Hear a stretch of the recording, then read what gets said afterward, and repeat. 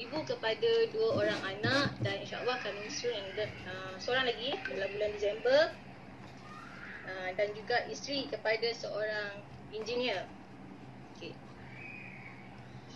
Saya kenal Forever ni melalui Anis, melalui manager Anis, yang mana waktu tu Anis just share je tentang Aloe Berry. Dan first time memang nak mula dengan user je, as users. Kita tak nak business pun sebab tak terfikir pun nak buat business sebenarnya. Okay, tapi waktu tu lepas PKP 1 bulan 9, bulan 10 tu berat badan sangat naik yang mencanak-canak. 75 kilo untuk orang yang tingginya hanya 153 tu sangat gemuk lah. Cakap kat diri sendiri sebab memang rasa waktu tu rasa gemuk sangat tau. Dan lutut pun dah start sakit. So saya cari solution nak buat macam mana sebab kita dah rasa tak selesa dengan badan sendiri kan. Pergi sekolah pun jalan sikit dah lutut dah start sakit, kena turun naik tingkat 3, tingkat 4. Dan benda tu sangat tak sihat. Kita rasa kita sendiri rasa tak sihat. So saya try dengan Aloe Berry. Kesanlah pula pergi toilet macam lancar lah pula. Sebab sebelum ni ya Allah, seminggu sekali tu je pergi toilet. Mungkin itu adalah faktor kenapa badan kita tak sihat kan. Memang bila dah kenal Forever ni tahulah patutlah tak sihat kan. Sebab kau tak membuang macam tu lah. So okay, 2 bulan as users. Memang orders users je, tak terniat pun nak business. Tapi bila start bulan November tahun lepas, tengok Anis dah start sharing business, tengok si Nick pun dah start business, macam best lah pula kan. Sebab kita orang family, so macam status WhatsApp tu nampak je lah kat Facebook semua.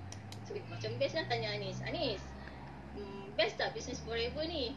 Relax tak? Tengok nak buat business pun nak relax kan, tak nak yang pressure sebab at the same time kita cikgu juga, so tak nak benda tu mengganggu.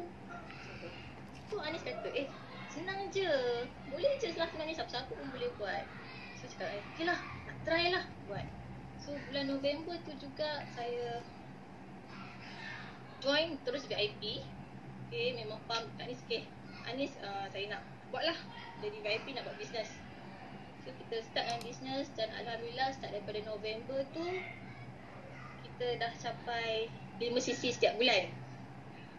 Memang sebab waktu tu dia nampak sebab circle yang sangat positif tau, sangat supportive. Macam orang ni buat, kalau dia orang boleh buat mesti aku boleh buat kan. Takkan nak buat relax-relax lah pula macam tu. Okay. So daripada situ kita dah nampak kita punya plan, dah start buat structure, dah buat goal setting. Disember pun kita dah start buat goal setting untuk 2021 kan. Dan Alhamdulillah lah benda tu, journey kat Forever ni tak sentiasa senang, tapi senang lah sebenarnya. Bila kita flashback balik, tak ada pun yang susah. Memang semua ni senang je sebenarnya, nak tak nak je buat. Macam tu lah. Okay. Dan dalam team Alhamdulillah semalam kita ada another supervisor, chief supervisor juga. So benda tu sangat memberi semangat lah kepada saya, sebab kita ada downline yang kita kena jaga kan. Walaupun hampir keciciran bila saya start mengandung awal bulan 5 tu, memang morning sickness yang agak teruk. Okay, on off je, tak on off. Tapi Alhamdulillah sangat-sangat ada suami yang sangat menyokong, sifu-sifu, leader-leader, sideline, downline yang keep messaging saya, tanya khabar. Kita tak nak tau. Macam sifu-sifu cakap, semangat tu kena ada. Sisi boleh luntur, Sisi boleh kalah, tapi semangat tak boleh kalah. Dekat situ I macam sampai bila syukur nak layan perasaan tak larat kau. Sampai bila kau dah sampai satu tahap, kau kena buat. So memang I push myself, doa dengan Tuhan, ya Allah bagilah sekejap je ni aku nak rasa morning sickness ni. Aku nak push diri aku untuk buat lebih dekat Forever ni. Sebab kita dah nampak apa yang kita nak kan. Kita dah nampak peluang Forever ni kat mana, yang mana kita boleh capai lebih daripada apa yang kita ada. Bukanlah kata kerja cikgu ni tak cukup.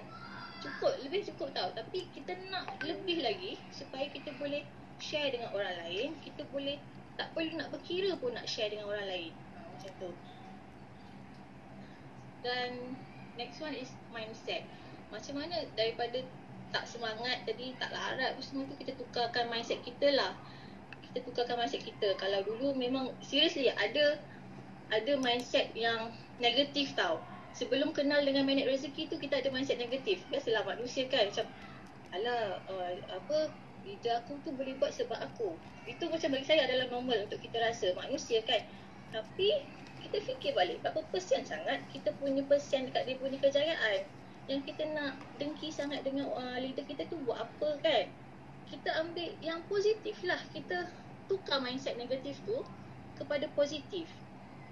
Kita jadikan benda negatif tu buang jauh-jauh. Kita ambil yang positif. Nak berjaya kan? Macam dia berjaya mestilah sebab dia usaha. Macam tu. Sebab tengok Anis dengan Faiz, dia orang sangat muda daripada saya. Tapi dia orang boleh buat. So takkan aku nak keep on fikir negatif. Macam alah, dia orang buat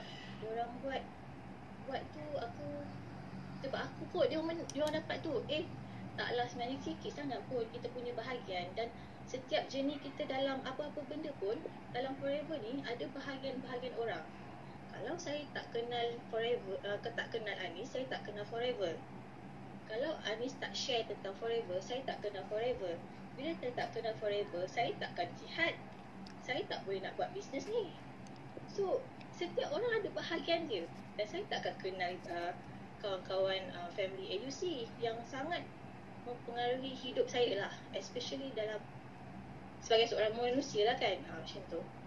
So memang kena sentiasa tukar perasaan negatif tu kepada positif. Dan magnet rezeki tu memang sangat bagi impact pada saya lah. Hari-hari waktu awal tahu magnet rezeki tu, hari-hari saya walaupun PKP memang saya kena ke sekolah sebab tugasan saya memang minta saya ke sekolah hampir setiap hari. So memang on the way ke sekolah tu kita buka tau. Kita buka magnet rezeki tu, refresh balik kita punya mindset, positifkan mindset kita. Rehatlah sekejap daripada dengar lagu-lagu yang wah-wah kat radio kan. Dengar magnet rezeki tu. Seriously, benda tu sangat bagi impact pada kita. Yang belum dengar memang wajib korang dengar. Kalau dah dengar pun kena ulang-ulang. Especially bila kita rasa tak sedap. Kita rasa ada benda negatif tu, patah balik. Tengok balik dekat magnet rezeki tu. Okay. Tadi tukar mindset kan, negatif pada positif. Lepas tu hormat leader. Walaupun leader kita tu muda daripada kita, macam saya Anis dengan Faiz tu memang muda daripada saya. Adik-adik saya je sebenarnya, adik-adik sepupu saya. Tapi dia orang leader, dia orang dah berjaya, proven success. Dekat mana lagi kekurangan dia orang? Kita belajar daripada orang yang dah berjaya. Tak kira lah umur tu berapa pun umur dia, pangkat dia apa. Yang penting kita ambil yang positif. Okay? Belajar daripada leader, daripada sifu, daripada orang yang berjaya, dan daripada team members. Saya ada team members yang sangat hebat. Daulan-daulan saya sangat hebat. Dan saya pun belajar daripada diorang. Saya belajar daripada diorang. Tak, macam mana mula-mula tu malu lah kan kita nak tanya daulan kita, macam mana buat macam tu. Tapi fikirlah balik, kita fikir balik, mesti ada benda yang dia buat sampaikan dia berjaya. So kita tanya dia, buat macam mana kita belajar benda tu. Memang kena belajar. Jangan bongkak. Jangan bongkak, jangan riak, jangan rasa kita hebat. Macam tu. Jangan langsung rasa kita ni seorang yang hebat. Sebab sentiasa ada orang yang lebih hebat daripada kita. Dan kita bukan Nabi yang maksum kan. Ada kekurangan kita. Yang mana kekurangan kita tu, kita boleh orang lain top up. Orang lain yang tolong cover kekurangan kita. Kita belajar kat situ. Okay. Lagi sebagai cikgu lah, so bahagian masa ni sangat crucial lah bagi saya. Sebab saya limited masa saya kata limited lah. Sebab saya 7:30 to 1 PM saya fokus pada sekolah. Walaupun dekat rumah kita tak nak fokus pada Facebook lah. Sebab Facebook semua orang ada kan, kawan-kawan sekolah ada. So kita tak tunjukkan kita bisnes lebih daripada kena bos-bos fikir syuhada tu buat bisnes lebih daripada cikgu, kerja tak seberapa. Yang tu memang saya tak nak. So kita fokus sampai pukul 1 untuk sekolah. Lepas pukul 1 baru saya up dekat Facebook yang terang-terangan tentang Business Forever.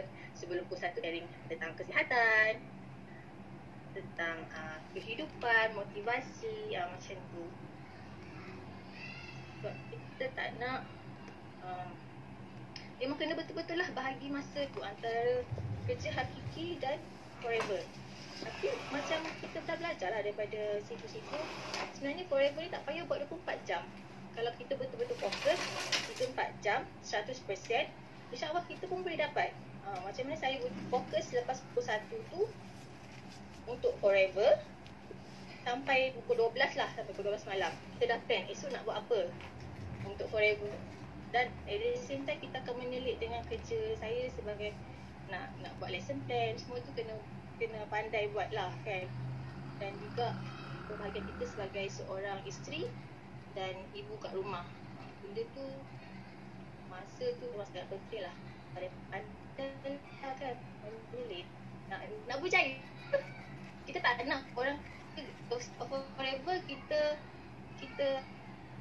tak abadi, sebab kita buat forever keluarga, untuk kebahagiaan keluarga, untuk lebih bahagia lah sebenarnya. Saya rasa itu cukup, yang sebenarnya tak banyak pun, pasal orang-orang biasa je. Ada soalan ke?